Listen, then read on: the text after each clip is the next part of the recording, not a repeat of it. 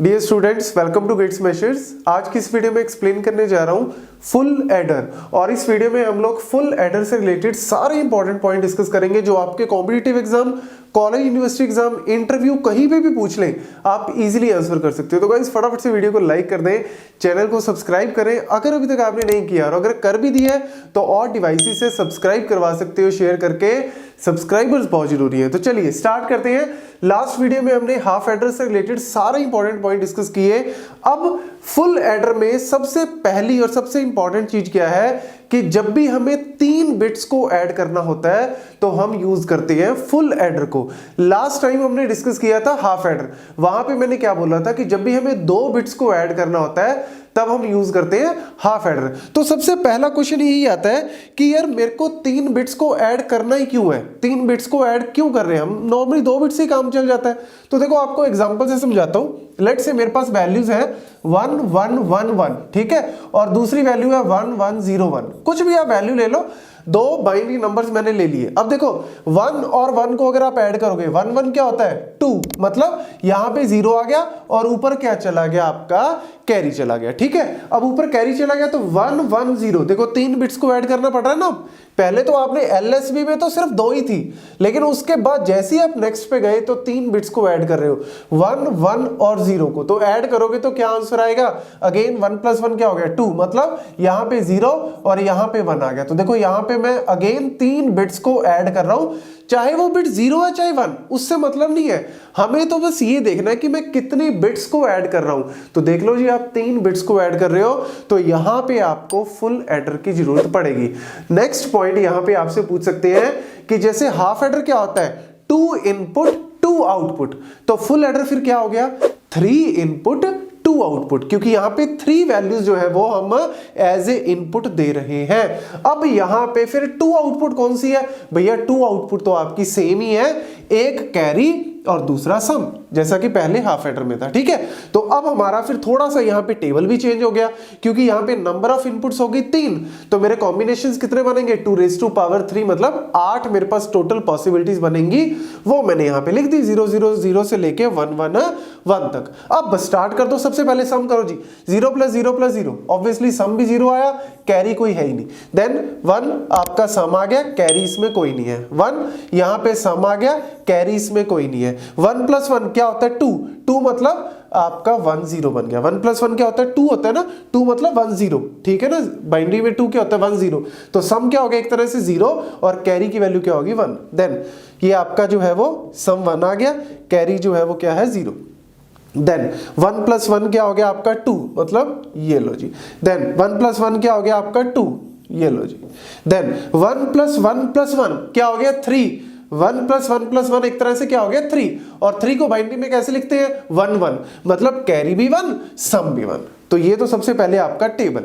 अब नेक्स्ट चीज हम लोग क्या करते हैं, नेक्स्ट चीज हम लोग बनाते हैं इक्वेशन, एसओपी फॉर्म लिखते हैं, मिन टर्म्स लिखते हैं। तो मिन टर्म सबसे पहले अगर हम सम की लिखें, अब यहां पे मिन टर्म लिखने की जरूरत नहीं है, आपको पता लग गया कि 1 कहां कहां पे आ रहा है, ये 2 3 और ये 4 पोजीशन पे आपका 1 आ रहा है। तो आप इतनी बड़ी मिन टर्म्स को लिखोगे फिर उसको मिनिमाइज करोगे, बेटर क्या है आप के मैप यूज कर लो। तो के मैप अगर हम यूज करें तो के मैप के अकॉर्डिंग हमारे पास क्या आता है कि इस तरीके से हमारे पास यहां पे x बार हो गया, x हो गया, यहां पे y बार z बार, y बार z, y z y z बार, ठीक है। और यहां पे हमारे पास 1 कहां पे आ रहा है, सम के कॉरेस्पॉन्डिंग देखें तो एक तो फर्स्ट पोजीशन पे आ रहा है 1, ठीक है। इसके अलावा कहां पे आ रहा है, सेकंड पोजीशन पे आ रहा है 1, सेकंड क्या होती है ये वाली। इसके अलावा हमारे पास किस पे आ रहा है 1, इसके अलावा सम में 1 यहां आ रहा है, मतलब फोर्थ पोजीशन पे 1 आ रहा है, मतलब ये वाली पोजीशन होगी, और एक लास्ट 7 पे 1 आ रहा है, ये वाली पोजीशन होगी। तो यहाँ पे ऑब्वियसली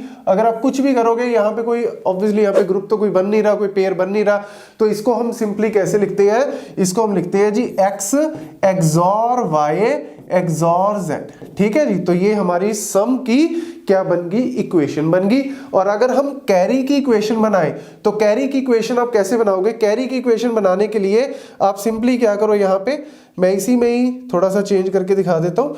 लेट्स से हमारे पास यही वैल्यूज थी, ठीक है, यहाँ पे हमारे पास जो है वो ये वैल्यूज थी, इसी में ही आप कैरी वाली वैल्यूज जो है वो ले लेते हैं। तो कैरी वाली वैल्यूज अगर हम ले तो देखो जी आपके पास क्या बन जाएगा, कैरी में देखो 1 कहाँ पे आ रहा है, 1 आपका एक तो आ रहा है कैरी में 3 पे, 3 मतलब यहाँ पे, एक आ रहा है जी आपका 3 के बाद 5, 6 और 7 पे, तो 5, 6 और 7 पे, ठीक है। तो यहाँ पे अगर आप पेयर बनाओगे इस तरीके से आपके जो है वो 3 पेयर्स बन जाएंगे।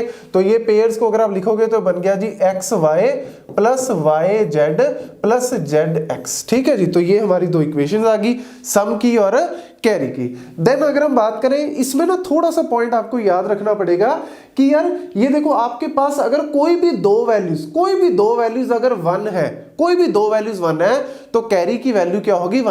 देखो ध्यान से, कैरी कब आता है, कैरी जो है वो तब आता है जब आपकी कम से कम 2 वैल्यूज जो है वो क्या होनी चाहिए 1। तो देखो यहाँ पे जहां पे भी 2 वैल्यूज 1 है वहां पे देखो आंसर क्या आ गया 1, ठीक है ना, कैरी की वैल्यू वहां पे 1 है। जहां पे भी एक ही वैल्यू जो है वो एक ही इनपुट 1 है वहां पे कैरी नहीं आ रहा, जहां पे भी आपकी 2 वैल्यूज 1 है वहां पे आपका कैरी आ रहा है। और इसको हम ना एक और तरीके से लिख देते हैं, उसका रीजन अभी आपको पता लगेगा। इसको हम ऐसे भी लिख सकते हैं X XOR Y into Z plus X Y, इसको हम इस तरीके से भी लिख सकते हैं। इसका पर्पस वही है, इसका पर्पस क्या है कि कोई भी 2 वैल्यूज जो है वो 1 होनी चाहिए। तो अगर आप एक्स वाई की वैल्यू 1 कर लोगे तो जेड की वैल्यू चाहे 0, आंसर आपका 1 ही आएगा। अगर आप जेड की वैल्यू लेट से 1 ले लेते हो, एक्स और वाई में से कोई भी एक वैल्यू 1 ले लेते हो तो ये बीच में क्या है, एक्सॉर है, तब भी 1, एक्सॉर 0 करोगे तब भी 1 ही आएगा। तो कहने का मतलब क्या है, कोई भी 2 वैल्यूज को अगर 1 लेते हो तो आंसर 1 आता है। तो इसको हम इस तरीके से भी डिनोट कर सकते हैं। और इसको डिनोट करने का एक और फायदा भी है, इसका जो डायग्राम हम लोग बनाते हैं, लेट से अगर हमारे पास अब फाइनल में डायग्राम इसका बनाना हो तो डायग्राम बनाने का मतलब क्या है कि लेट से मेरे को जो हाफ एडर है, जैसे हमने हाफ एडर का डायग्राम बनाया था ऐसे ही हम लोग जो है अब फुल एडर का डायग्राम बनाते हैं। तो फुल एडर का डायग्राम अगर हम बनाएं तो सबसे पहले आपको क्या पता है ना, फुल एडर मतलब 2 हाफ एडर्स को जोड़ना, 2 हाफ एडर्स को यूज करना। तो 2 हाफ एडर में हमारे पास एक तो ये आ गया जी एक्स वाई था और यहां पे क्या आ गया था एक्स एक्सॉर वाई, ठीक है। साथ में फिर हमने क्या किया, एक्स और वाई यहां पे आ गया, एक्स एक्सॉर वाई बन गया। दूसरा हमने क्या दिया था, एक एंड गेट यूज किया था और एक्स और वाई की वैल्यू यहां से ले ली तो ये बन गया था जी एक्स वाई। यहाँ पे हाफ एडर कंप्लीट हो गया। अब इसके आगे एक और हाफ एडर लगा दो, इसके आगे एक और हाफ एडर लगाने का मतलब है ये आपका यहां पे बन गया, ठीक है। अब यहां पे हम क्या करेंगे, ये तो एज इट इज इसमें चली गई, इसके अलावा हमने एक और इनपुट क्या दे दी, z।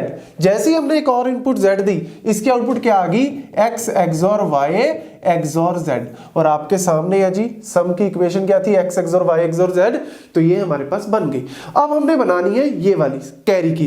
तो कैरी की इक्वेशन बनाने के लिए ना ये हमने पता क्यों लिखा, x एक्सॉर y इस फॉर्म में क्यों लिखा, ताकि हम डायरेक्ट इसको यूज कर सके।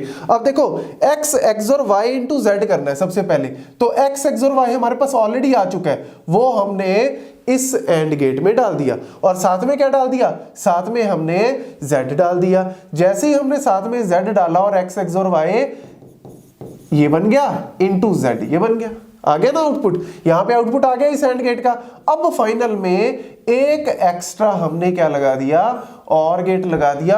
और वो क्यों लगाया, क्योंकि ये जो आउटपुट थी x XOR y into z, ये तो ऊपर से आ गई, यहां से x y आ गई और दोनों के बीच में यहां पे और गेट लगाया, तो और गेट लगाते ही यहां पे क्या आ गया, आपका प्लस आ गया। तो ये देख लो जी इक्वेशन आपकी एज इट इज बन गई। अगर आप इस इक्वेशन को बनाने की कोशिश करोगे ना तो फिर 2 हाफ एडर को कंबाइन करके फुल एडर बनाना थोड़ा सा मुश्किल हो जाएगा, फिर सर्किट आपका चेंज हो जाएगा। तो बेटर है कि हम इसी को इस तरीके से बनाएं कि 2 हाफ एडर को जोड़ो और एक और गेट एक्स्ट्रा लगाओ तो आपका फुल एडर बन गया। तो देख लो जी पूरी कहानी फुल एडर की आपकी इसी वीडियो में कंप्लीट हो गई। तो इस डायग्राम को, इक्वेशन को, टेबल को, सारी चीजों को नोट कर लेना। Thank you.